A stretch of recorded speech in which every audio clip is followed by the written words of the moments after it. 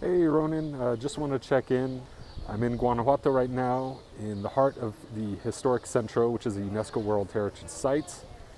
This is the Jardín de la Unión. All sorts of sidewalk cafes and restaurants are opening up right now, and this is kind of the heart of the action in Guanajuato.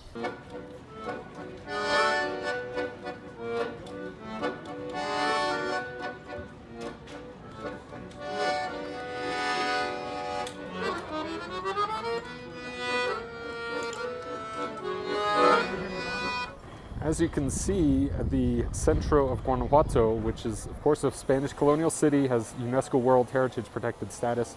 It's very European, very much like a Spanish city. It stands to reason, right? The Spanish colonized Mexico, of course, and built all these cities all over the country. So it's really like walking through history. I like to imagine what life was like 200, 300 years ago when Guanajuato was a very important city in the New World. It was a center of mining for gold and silver, and they sent all that wealth back to Spain from Mexico. What's cool about Guanajuato's Centro is that although the buildings have to remain in their historic state, it's definitely not a museum. This is a living, breathing city. We have a souvenir shop here in front. Guanajuato is actually quite popular with Mexican tourists as well as international tourists. There's a lot of snowbirds from the US, Canada, and Europe. There's a pharmacy there. We have we have a clothing shop there. We have a little convenience store. We have a bank. There's a museum across the street. There's a great sandwich shop right down there around the corner. So very much a living, breathing city, an exciting place to be. We're at a scenic overlook, and down there is the historic Centro of Guanajuato. Just want to give you this panoramic vista so you can get a sense of scale of the city and what it looks like. As you can see, you have the valley down there and the brightly colored homes rising up into the hillsides. This is what Guanajuato is all about.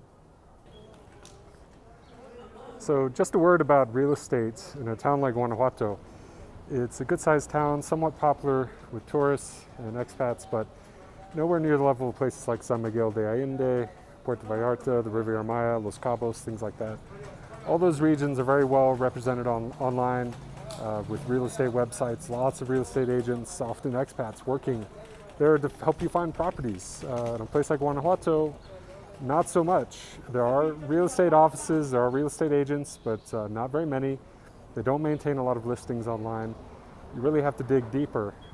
So I look for listings on the Spanish language classified sites like Viva Anuncios. There's other ones.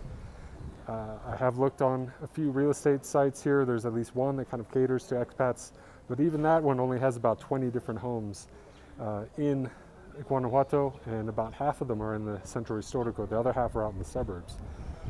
Another way is through Facebook groups. There are several dedicated to buying property in Guanajuato, so I always comb through those Facebook groups as well. Often those are the most up-to-date listings.